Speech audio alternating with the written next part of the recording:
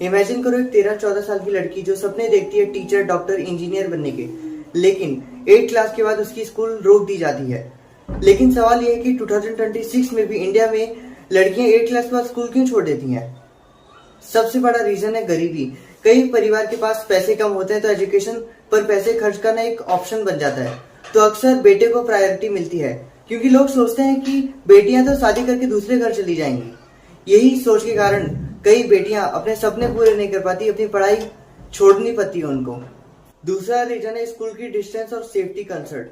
Primary classes तो गांव में मिल जाती है, लेकिन 9th क्लास के लिए स्कूल कई बार बहुत दूर हो जाता है। पेरेंट्स को चिंता लगी रहती है कि उनकी बेटी कैसे स्कूल ट्रेवल करेगी। सेफ ट्रांसपोर्ट न होने की वजह से लड़कियां स्कूल छोड़ देती हैं।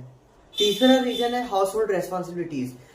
कई परिवारों में बेटियों के लिए भाई बहन संभालना, घर के कामकाज करना या खेतों में काम करने की उम्मीद की जाती है। धीरे धीरे पढ़ाई सेकेंडरी और जिम्मेदारियां प्राइमरी बन जाती हैं।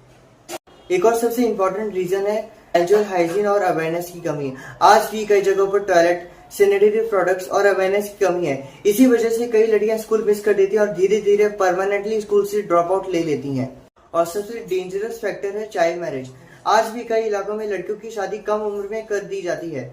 एजुकेशन का सफर अक्सर वहीं पे खत्म हो जाता है, लेकिन इसका इम्पैक्ट सिर्फ लड़कियों तक सीमित नहीं रहता। जब एक लड़की स्कूल छोड़ती है तो एक फ्यूचर टीचर, डॉक्टर, इंजीनियर या लीडर खो जाता है। रिसर्च बार बार दिखाती है कि एक educated women better health, better income और बेटर फ्यूचर क्रिएट करती है, सिर्फ अपने लिए नहीं बल्कि अपने पूरे परिवार और सोसाइटी के लिए। इसीलिए असली सवाल ये नहीं कि लड़कियां स्कूल क्यों छोड़ देती हैं, लेकिन असली सवाल ये है कि हम उन्हें स्कूल में बनाए रखने के लिए और क्या क्या कर सकते हैं। क्योंकि जब एक बेटा पढ़ता है तो एक व्यक्ति शिक्षित होता है, लेकिन जब एक बेटी पढ़ती है तो एक पूरे जनरेशन को एजुकेट करती है। हर बेटी को सिर्फ स्कूल जाना ही नहीं बल्कि अपने सपने पूरे करने का भी पूरा हक है।